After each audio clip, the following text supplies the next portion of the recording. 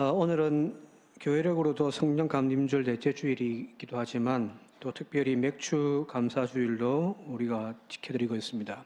구약 성경에서 맥주절은 정확하게 유월절 다음으로 지키는 가장 중요한 절기 중에 하나이기도 합니다. 3대 절기 중에 하나이니까요. 첫 번째 보리를 수확한 이후에 그 첫 번째 열매를 하나님께 올려드리면서 지켜지는 절기, 그게 바로 맥주감사 주일입니다. 6월절이 지나고 난 이후에 일곱 번째 주를 지킨다고 해서 77절이라고도 하고요. 샤부옷이라고도 이야기를 하는데, 혹은 77이 49, 일주일이 7일이니까 그 7주 되어지는 77이 49일 지나고 그 다음날 50일이라고 해서 오순절이라고도 이야기하는 절기가 바로 오늘 여기 맥주감사 주일입니다. 아주 뜻깊은 시간들일 겁니다. 이 맥주절을 맞아서 하나님께서 우리에게 주신 것, 더 정확하게는 맡겨놓으신 물질, 건강, 사명, 달란트, 그걸 어떻게 우리가 잘 관리하며 칭찬받는 종으로 살 것인지 다시 한 번 더 고민하는 그런 또 결단하는 시간들 되어질 수 있길 바랍니다. 오늘 말씀으로 들어가서 오늘 누가복음에 보게 되어지니까 청직에 대한 이야기가 나오는데 한번 1절과 2절 같이 한번 읽어볼게요. 1절, 2절입니다. 시작. 어떤 제자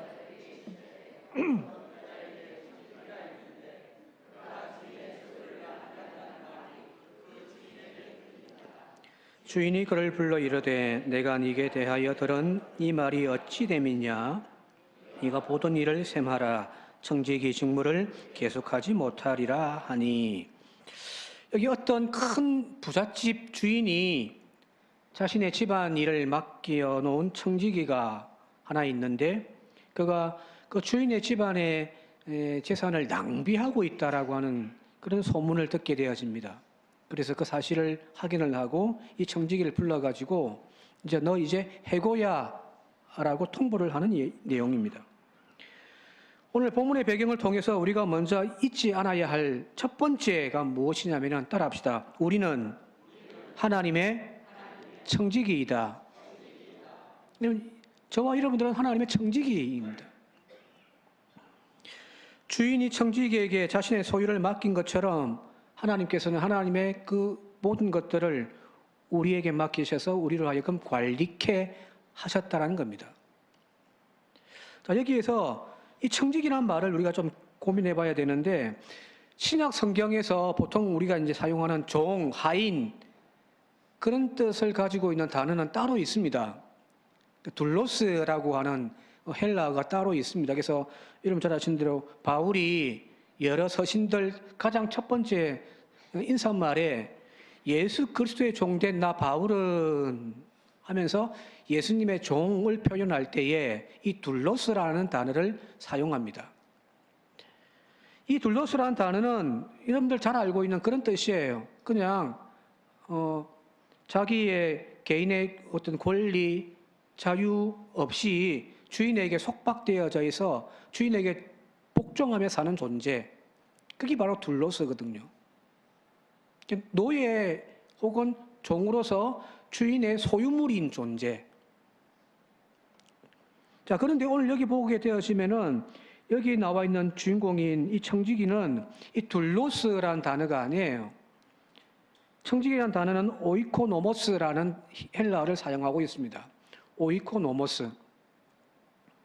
이 청지기인데, 오이코스라고 하는 집, 여러분들이 이제 살고 있는 그 집이 오이코스라는 단어이고, 노모스, 경영하다, 관리하다, 혹은 규범, 그런 뜻이 있는 노모스 두 단어가 합쳐져 가지고 이 청직이란 단어예요.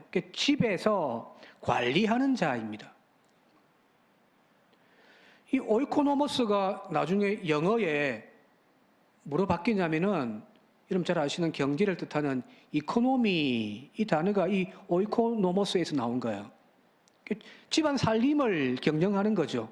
그게 커지면요, 나라 살림을 경영하는 것, 그게 경제잖아요, 그죠? 즉, 이 청지기는 주인의 재산을 맡아가지고 관리하는 자입니다. 종들 중에서도 그 종들을 관리할 수 있는 특별한 권리를 부여받은 하인인 거예요. 종이지만 그냥 일반 종과는 다른 존재들이죠. 따라서 이 청지기에게서 가장 중요한 정체성은 무엇이냐면은 주인의식을 가지고 있는 거예요. 직장에서 이 회사가 내 게 아니기 때문에 나는 그냥 여기서 그냥 월급 받아먹는 직원일 뿐이야 라고 하는 사람들은 대충 할 수 있죠. 그죠? 그죠? 참, 말단 직원들, 이 회사가 많이 팔리든 적게 팔리든 내 봉급은 그대로 오니까 그냥 대충 한단 말이에요. 그런 거 말고요.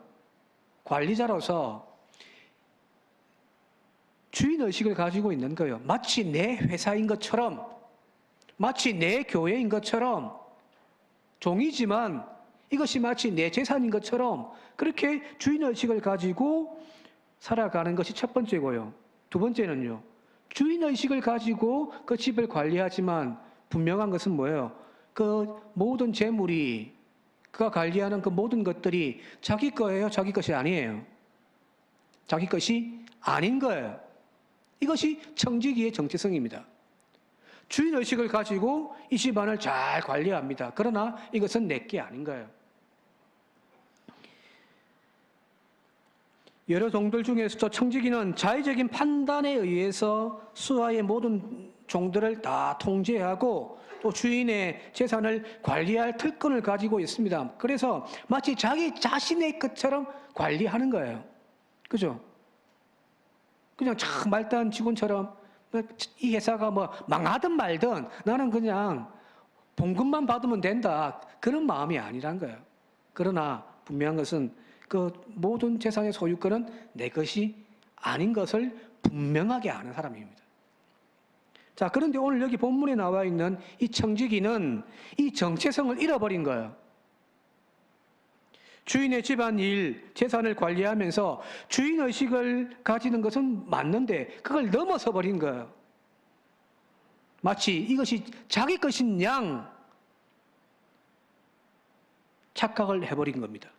그래서 주인의 재산을 낭비해버린 거예요. 이 청지기가 심판받게 이제 되어진 것은 주인의 것을 자신의 마음대로 사용했기 때문이었습니다. 청지기로서 주인의 뜻대로 사용해야 함이 맞는데 주인의 뜻이 아닌 자기의 뜻대로, 자기 마음대로 그냥 사용하다가 허비해버린 잘못을 저질러 버렸습니다. 주인이 가만히 있겠습니까? 그러니 불러가지고 너 이제 해고야. 다 정리가 가지고 와. 우리도 사실 이럴 때가 많잖아요. 나의 삶 그리고 나의 소유를 하나님의 것이 아니라 나의 것이라고 우리 스스로가 착각하며 살 때가 너무너무 많습니다. 하나님의 뜻을 물으며 살아야 되는데 하나님의 뜻은 온데간데 다 사라져버리고 내 즐거움, 내 이익 그 방향으로만 우리 스스로가 내 인생을 결정하고 가더라는 거거든요. 자, 여기서 한 가지 여러분들 반문하실 수도 있습니다. 우리가 그냥 나는 청지기입니다. 아멘. 나의 모든 것은 하나님의 것입니다. 아멘. 이라고 이야기를 하지만 또 어떤 분은 그렇게 이야기할 수도 있을 거예요. 내가 땀 흘려 번 돈인데? 내 노력으로 획득한 이 자리인데? 이게 내 것이 왜 하나님 거야? 여러분은 그런 생각 안 하세요? 안 하세요? 내가 한 달 동안 열심히 노력해가지고 번 돈인데 이게 내 거지? 여러분 물어볼게요. 그것이 여러분 겁니까? 하나님 겁니까? 여러분 거예요? 하나님 거예요? 그러면 여러분들 지금 있는 그 지갑에 돈 다 꺼내가지고 이 시간 헌금하시기 바랍니다. 하십시오. 라고 이야기하면 또 시험이 들겠죠. 그죠? 입술로는 우리는 하나님 것이라고 하면서 그걸 또 하나님 거로 내라고 하면은 또 살 집어넣는단 말이에요. 맞죠? 내가 땀 흘려 번 돈이잖아요. 내가 한 달 동안 열심히 수고해서 획득한 것들이잖아요. 내 거지. 내가 수고하고 땀 흘려 얻은 것들이기에 분명 그 소유권은 내 것이 맞습니다. 이것이 현대 자본주의의 가장 기본 원리거든요. 그죠? 고대 사회, 노예제 사회가 인정되어지는 사회에서 주인이 아무리 땀 흘리고 열심히 수고해서 얻은 것들이 있다 할지라도 그건 내 거예요. 주인 거예요. 노예제 사회에서 노예가 아무리 수고를 해서 땀을 흘려가지고 했다 할지라도 그것이 내 거예요. 주인 거예요. 주인 거예요. 그죠? 그런데 그런 고대 노예제 사회에서나 통용되는 거고 지금은 자본주의 사회잖아요. 그죠? 자본주의 정신은 개인의 소유권을 철저하게 인정해 주는 거거든요. 내가 땀 흘려 수고했으면 그것은 내 거예요. 누가 와서 뺏어갈 수가 없습니다. 그런데 첫 번째, 내가 땀 흘려 번 돈인데 이건 내 거지 라고 하는 생각이 과연 맞을까? 과연 나의 노력으로만 얻어진 열매가 맞을까? 내가 애쓰고 수고해서 지금 이만큼을 얻었는데, 그런데 이 얻어진 결과물이 과연 내가 땀 흘린 결과일까? 라는 겁니다. 쉽게 말하면 농부가 씨를 뿌리고 한여름 정말 구수땀을 흘려가지고 애쓴 그 결실을 통해서 가을에 풍성한 곡식을 수확해가지고 창고에 탁 들이려 놓고서 내 거 풍성하다 기뻐할 수 있겠죠, 그죠? 그죠?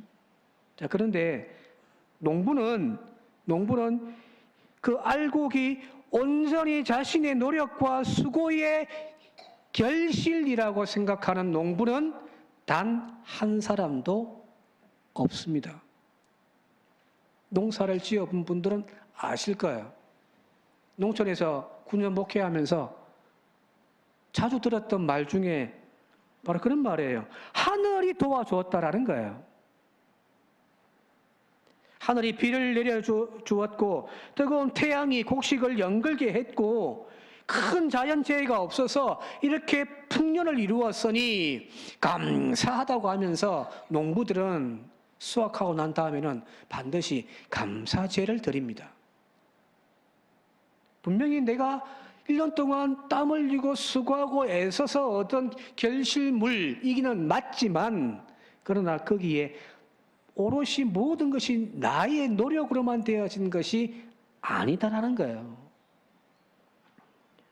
여러 번 소개했습니다마는 복음성가 가수 홍순관 씨가 불렀던 쌀한톨의 무게라고 하는 그 찬양의 가사 같이 한번 우리 읽어볼게요.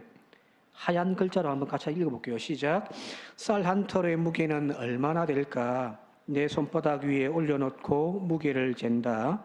바람과 천둥과 비와 햇살, 외로운 별빛도 그 안에 스면네. 농부의 새벽도 그 안에 숨었네. 나락 하늘 속에 우주가 들었네. 작은 쌀 한 톨이 만들어지기까지 여기 나와 있듯이 농부의 땀 흘리고 애쓰는 그 수고가 들어가 있기도 하지만 농부의 애씀만 들어가 있는 것이 아니라 바람과 천둥과 비와 햇살 그리고 온 우주가 그 안에 다 들어가 있다는 이야기예요. 쌀 한 톨은 우주가 만들어낸 거예요. 그죠? 여러분 잘 아시는 서정주 시인의 국화예패서라는 시도 잘 아실 거예요. 설교 준비하다가 문득 이 생각이 나서 제가 그냥 읽어드릴게요. 국화예패서. 한 송이 국화꽃을 피우기 위해 봄부터 소쩍 새는 그렇게 울었나 보다. 한 송이 국화꽃을 피우기 위해 천둥은 먹구름 속에서 또 그렇게 울었나 보다. 가을에 핀 국화꽃을 피우는데 소쩍새가 웬 말입니까? 천둥번개가 웬 말이에요? 그죠? 국화꽃 하나가 피는데 소쩍새의 운기 뭔 소용이에요? 천둥번개가 우릉쾅쾅 내리친 것이 무슨 상관이란 말이에요. 그러나 시인은 정확하게 알고 있는 거예요. 국화꽃 한 송이가 피어나더라도 자기 스스로 피어난 것이 아니라 봄부터 소쩍새가 뻑, 소쩍새 어떻게 울어요? 소쩍소쩍 울립니까? 소쩍소쩍으로 합시다. 소쩍소쩍 우는 소리, 그것을 통해서 새들을 깨우고 또 씨를 나르고 하는 그 모든 자연의 이치들, 그 하나하나가 다 국화꽃 한 송이를 피우는데 다 관여되어져 들어와 있더란 이야기입니다. 그렇습니다. 수없이 많은 인연과 관계 속에서 국화는 꽃이 되어지는 거예요. 인생도 마찬가지입니다. 내가 내 의지와 힘으로 사는 것 같지만 실상은 수없이 많은 인연들 속에서 엮여서 살아가는 존재가 인간인 거예요. 내 인생은 나의 것, 내 인생은 나의 것, 그냥 내버려 두세요. 저희 어릴 때 불렀던 노래, 미친 거죠, 그죠? 싸가지가 없는 거죠. 그때는 진짜 내 인생이 내 것인 줄 알았기 때문에 즐겨 불렀는데 아니요. 내 인생 하나가 이렇게 성장하기 위하여 얼마나 많은 사람들의 사랑과 눈물과 헌신과 기도가 여기에 머물러 있습니까? 그것이 내 거예요. 단순히 밥 한 그릇 먹는 일에도 그 밥 한 공기에 농부의 수고가 스며들어가 있고 운수업자들의 땀이 들어가 있고 심지어는 농약 장수의 그 관계도 여기 안에 지금 연결되어져 있는 거거든요. 쌀 한 톨 속에서 내 수고와 노력만을 보지 않고 수없는 많은 이들의 땀과 수고를 볼 수 있는 마음, 그것이 바로 하나님의 자녀들의 마음입니다. 그렇습니다. 이 추수감사주일의 정신은 그냥 감사하다 노래 부르는 날이 아니라 이 정신을 회복하는 거예요. 바로 청지기의 마음을 갖는 겁니다. 내가 누리고 있는 것들, 내가 붙들고 있는 것들, 내가 지금 경영하고 있는 모든 것들 단순히 내 것이 아니라 사실은 하나님의 것입니다. 여기서 말하는 하나님의 것이란 또 한편에서는 모든 이들의 것이라는 겁니다. 그것을 깨닫는 것, 그게 맥주감사주일날 우리가 해야 첫 번째 마음가짐 아닐까요? 그래서 지금 나에게 주어져 있는 것들이 많고 적음, 높고 낮음을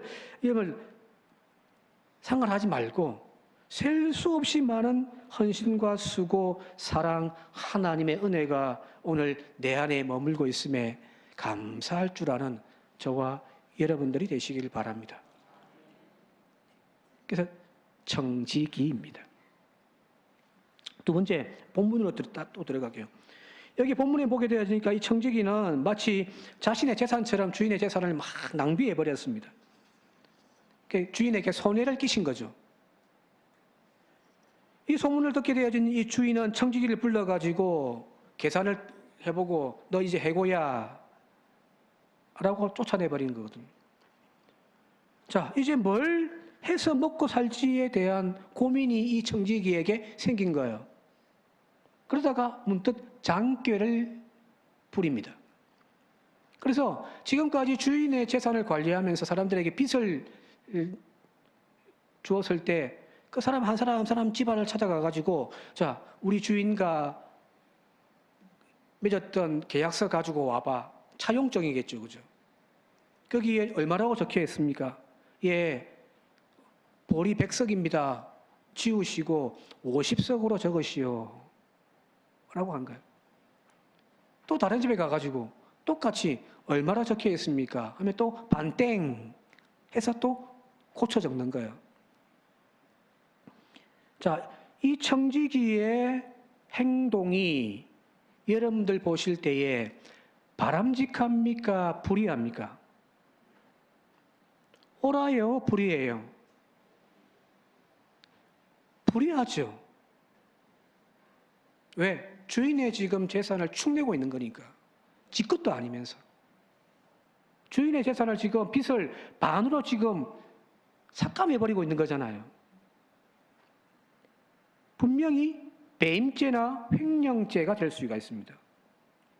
벌을 받아야 마땅합니다. 그런데 성경은, 예수님은 이 비유를 통하여서 이 청지기의 행동을 뭐라고 지금 평가하냐면은 정반대예요. 8절, 9절 같이 한번 읽어볼게요. 8절, 9절 함께 읽겠습니다. 시작.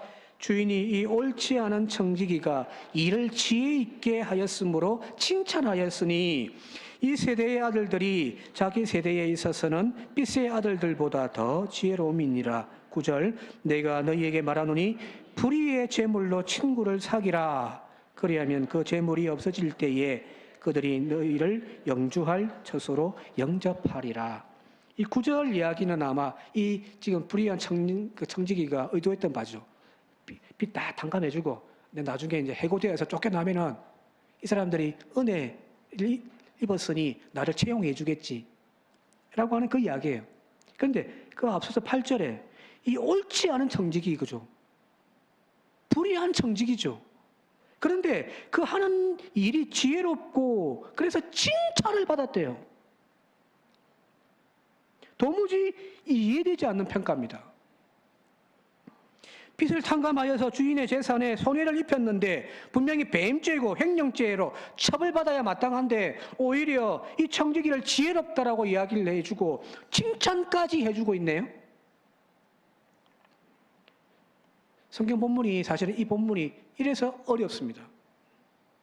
난해한 본문 중에 하나가 이 오늘 읽었던 본문이에요. 본문의 비유를 통해서 예수님의 의도하신 뜻이 무엇인가를 묻는 것이 성경에 읽는 목적 아니겠습니까? 그죠? 설교하는 목적도 그거고요. 예수님은 도대체 이 이야기를 통해서 뭘 이야기하려고 하실까? 자, 우리 속담에 소 뒷걸음질 치다 뭐 잡죠? 쥐 잡는단 말이죠. 의도치 않게 우연하게 얻어진 좋은 결과. 오늘 본문의 청지기가 바로 그런 상황입니다. 분명 그의 의도는 자신의 앞날을 걱정하면서 자신이 살 길을 찾기 위해서 주인의 재산을 축낸 거예요. 이건 기뻐할 일도 칭찬받을 일도 아닙니다. 불의한 행동이에요. 그런데 그가 했던 그 일이 주인의 관점에서 지혜로운 일이라는 거예요. 이 말은 다르게 표현하면은 그가 지금 했던 그 주인의 재산을 빚을 반으로 탕감해서 사람들에게 해줬던 그 행동이 주인의 뜻이라는 겁니다. 우리 같으면 어떻게든 주인의 재산을 불려가지고 주인에게 이득을 주는 것을 기뻐하고 그것이 옳다라고 생각하는데 오늘 성경에 예수님께서 이 비유를 통해서 하나님의 마음, 하나님의 생각을 우리에게 가르쳐주고 있는 거예요. 하나님에게 보셨을 때에 의롭고 지혜로운 것은 빚의 구덩이에 빠져서 허덕이며 나오지 못하는 그들에게 빚을 탕감해 주는 것, 그것이 하나님의 뜻이라는 겁니다.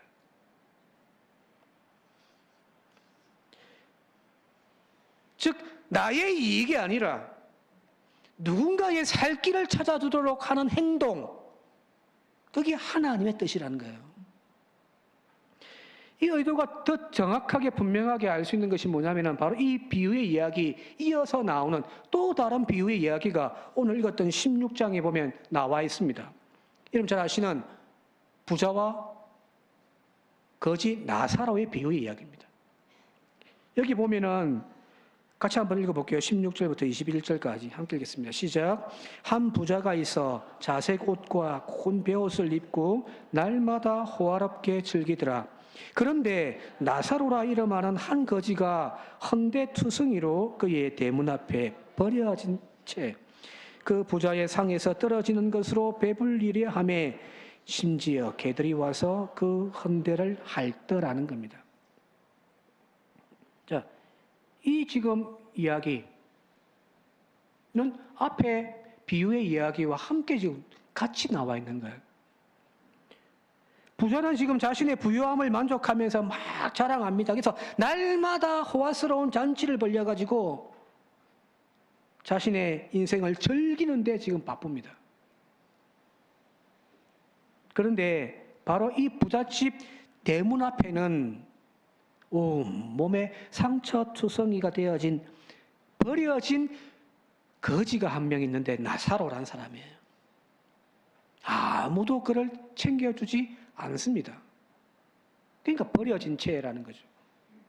여기 개들이 와서 그 상처를 핥았다라고 되어 있는데 이건 다르게 표현하면은 아무도 그 사람을 챙겨주지 않고 손가락질 하면서 그냥 막 비난했다는 그런 의미도 될 수도 있을 거예요. 왜 이가 지금 이 부잣집 대문에 와 있습니까? 저 집에는 날마다 잔치. 혹시나 저 집에서 상에서 떨어진 부스러기 음식이라도 내가 먹을 수 있을까라고 찾아왔는데 아무도 챙겨주지 않습니다. 그래서 굶어 죽습니다.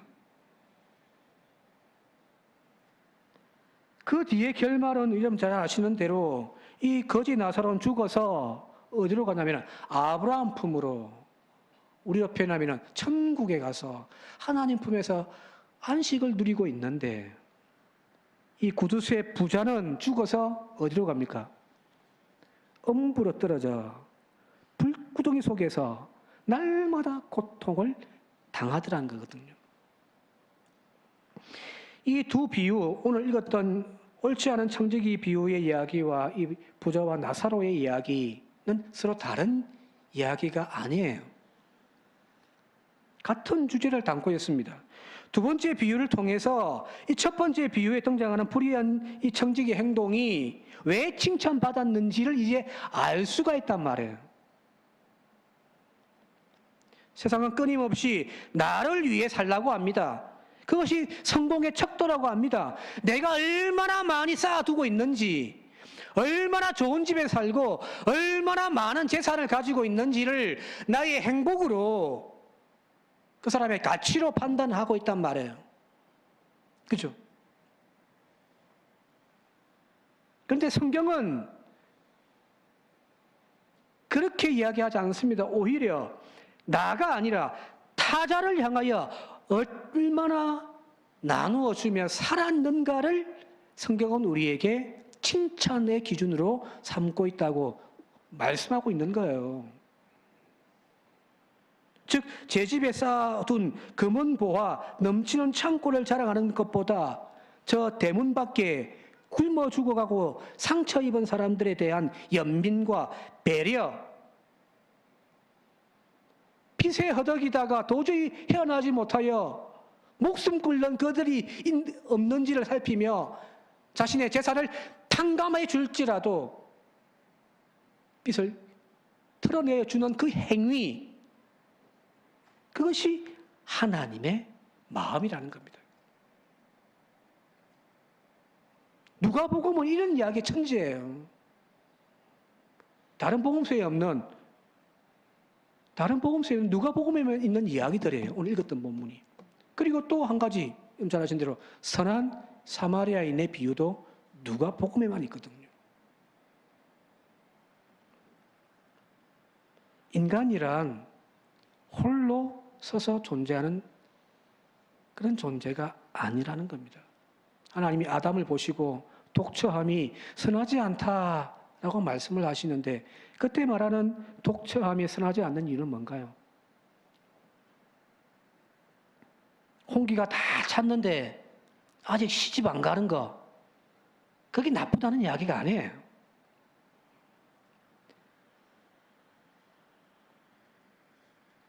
나 혼자 사는 거예요.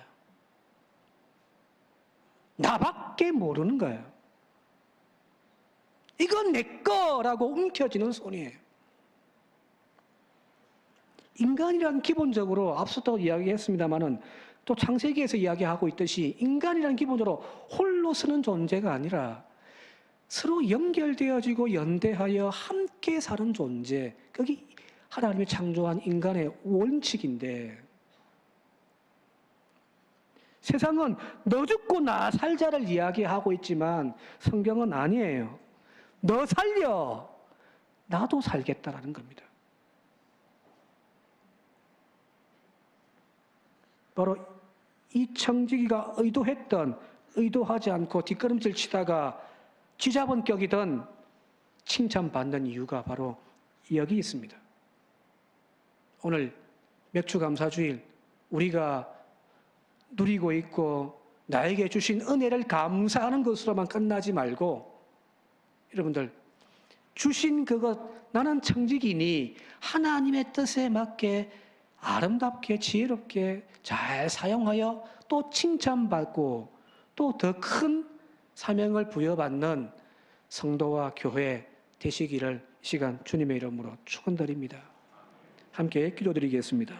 고마우신 아버지 하나님, 맥주감사주일 이 감사절기에 받은 은혜를 헤아려 감사할 줄을 아는 마음 부어주시옵소서. 그러나 그것으로만 끝나지 않게 하옵소서. 하나님이 우리에게 부어주시고 채워주신 은혜가 무엇인지를 깨닫는 것보다 더 중요한 것이 주신 은혜 어떻게 사용하고 있는지를 나중에 하나님 앞에 결산할 것인데, 주여 부자로 살다 죽는 그런 우리들 되지 않게 하시고 주신 건강, 주신 사명, 주신 능력, 달란트, 재물 하나님 뜻대로 사용하다가 주님 앞에 잘했다 칭찬받는 우리 모두가 되게 하옵소서. 예수님 이름으로 기도드리옵나이다. 아멘.